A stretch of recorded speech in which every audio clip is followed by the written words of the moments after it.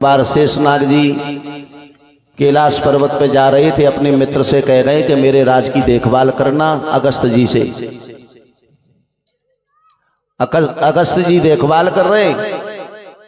एक दिन हुआ क्या कि इनकी यही पत्नी बगिया में किसी दूसरे नाग के संग में रमण कर रही थी। इधर से ये अगस्त जी घोड़े पे बैठ के आ रहे थे। देख करके उन्हें बड़ी शर्म लगी कि मेरे मित्र की पत्नी इतनी नीच है, कोई देख ना ले, नहीं तो बदनामी हो जाएगी। उन्होंने अपना अंग वस्त्र उन दोनों नाग नागिनी के ऊपर डाल दिया, कोई देख ना ले।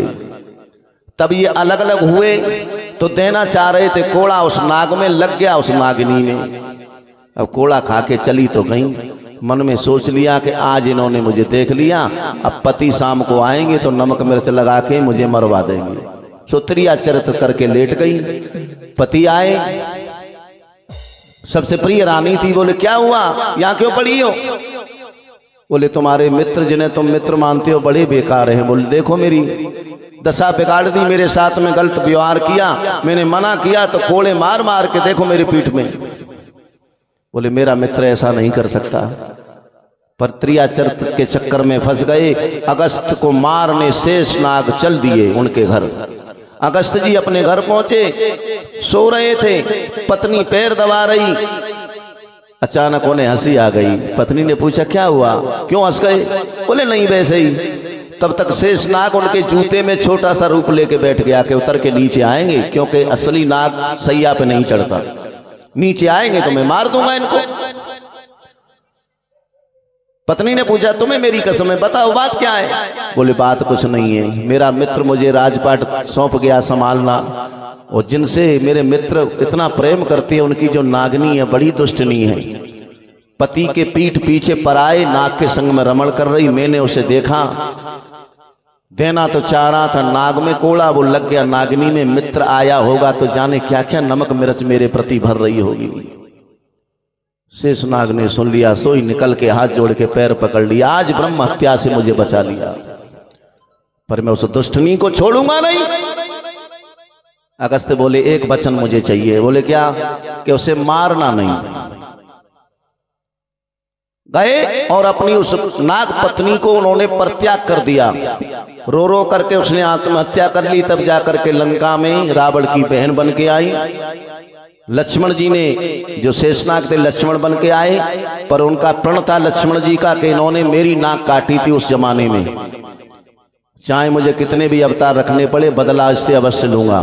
तो राम जी इशारा कर रहे लक्ष्मण से कि यही वो पत्नी है जिनका तुमसे बैर आज पास में है, जो कुछ करना है कर लो। बोलो जय सिया। ये नई बात है, मैं हर जगह नहीं बताता हूँ, पर आप यहाँ ज्ञानी लोग हैं इस वजह से बता दी है, नहीं सीधी कथा करता हूँ। लक्ष्मण के पास पहुंची। बोले लक्ष्मण जी तुम्हारे भैया ने हमें भेजी है। तो बोले सर पे चढ़ जाओ, भेजी है तो दूर से बात करो। शूर्पणखा बोली ये तो पटना की मिर्च है, कैसे पटेगी? शादी हो गई तो रोज लड़ाई होगी, पर क्या करूं, मजबूरी है, करनी पड़ेगी। वो तो डबल बैठे हैं, वो तो करेंगे नहीं, अब झेलना पड़ेगा। बोले तुम्हारे भाई ने शादी के लिए भेजी हो। लक्ष्मण जी बोले हम नहीं करते। बोले वो तो कुंवारा बता रहे हैं। लक्ष्मण हंसने लगे, भैया मेरे से मजाक कर रहे हैं, कुंवारा कह रहे हैं। तो लक्ष्मण जी ने भी एक बात कह दी, जो कुछ करे उन्हें सब छाजा। भगवान श्री राम अवध के राजा हैं, वो जो करती है उनको अच्छा लगता है वो करती है। सारा कर रहे के अयोध्या के राजा हमारे पिता दशरथ थे, उनके 3 थी, क्या भैया 2 नहीं रख सकते क्या? वहीं चली जाओ। बोलो जय सिया। शूर्पणखा कहती है हो मैं तो छोड़ आई लंका को राज लक्ष्मण तेरे लिए। मैं तो छोड़ आई लंका को राज लक्ष्मण तेरे लिए। मैं तो छोड़ आई, हाँ जी, मैं तो छोड़ आई लंका को राज लक्ष्मण तेरे लिए। अरे मैं तो छोड़ आई लंका को राज लक्ष्मण तेरे लिए। भैया भी छोड़े भतीजे भी छोड़े, भैया भी छोड़े भतीजा भी छोड़े, भतीजे भी छोड़े, भतीजे भी छोड़े, भतीजे भी छोड़े, भतीजे भी छोड़े। मैंने छोड़ो है हाजी, मैंने छोड़ो है सखियन को साथ, लक्ष्मण तेरे लिए। तू छोड़ आई, अरे मैं तू छोड़ आई लंकापुरा, लक्ष्मण तेरे लिए। बाग भी छोड़े, बगीचे भी छोड़े, बाग भी छोड़े, बगीचे भी छोड़े, बाग भी छोड़े, बगीचे भी छोड़े, बागी भी छोड़े, बगीचे भी छोड़े।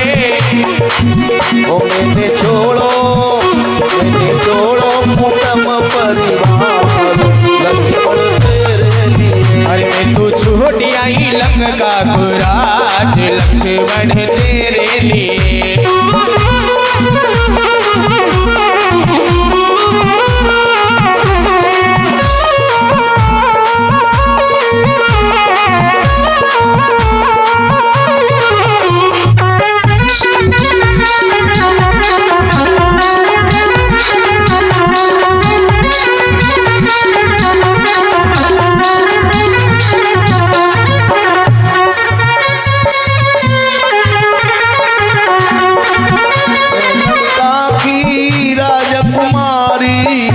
लंका की राजकुमारी, लंका की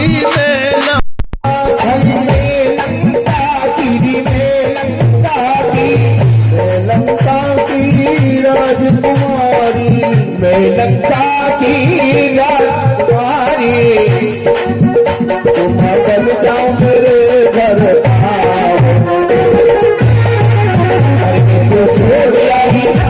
तू छोड़ आई लंकापुरा, लक्ष्मण तेरे लिए।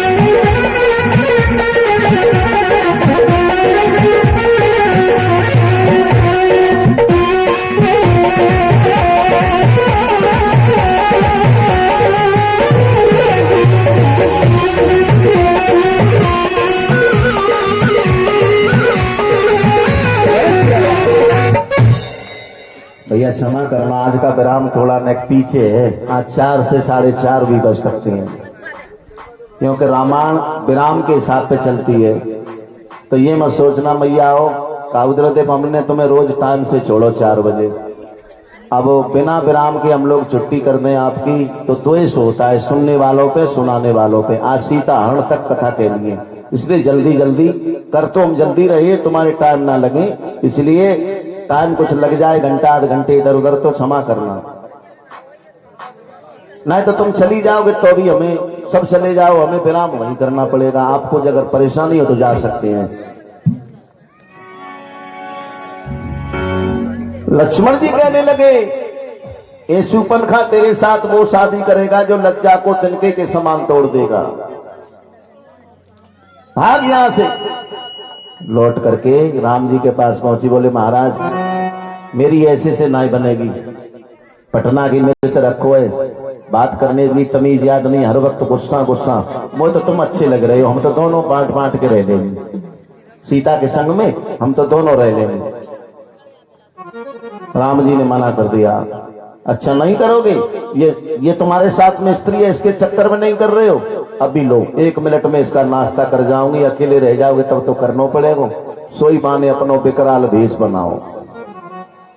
राम जी ने कहा ठीक है, अब तुम शादी के लायक हो, अब लक्ष्मण मने नहीं करेंगे, हम समझाते हैं। लक्ष्मण को बुलाया और कहने लगे, ओ लक्ष्मण, नाक गई आकाश को पूरब पश्चिम कान, और ऐसी सुंदर नाक को क्यों ना लेते काम, शादी कर लो। इशारे में बता दिया, कर दो गड़बड़, बदला चुकाओ पूर्व समय का अपना।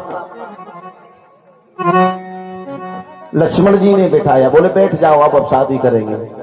शूर्पणखा बोली पहले ही मान जाते, ये रूप तो नहीं बदल लो पत्तो, पर कहते ना वैसे नहीं माने बिना लातन के भूत बातन ते थोड़ी माने। अब डर के कर रहे हो ना, चलो चिंता मत करो, तुम ब्याह कर लो, इतनी सुंदर बन के रहूंगी, तुम्हें डराऊंगी नहीं। बोले बैठ जाओ, बैठ गई। बोले आंखें बंद करो। शूर्पणखा बोली ऐसी कैसी शादी है जो आंखें बंद करके करी जाती। बोले करनी है या नहीं करनी, बोले करनी तो है तो करो आंखें बंद। लक्ष्मण अति लागवन, नाक कान बिन कीन। रावण को मानो चुनौती दी है कि हमने तेरी बहन की नाक काटी, आ जा मैदान में।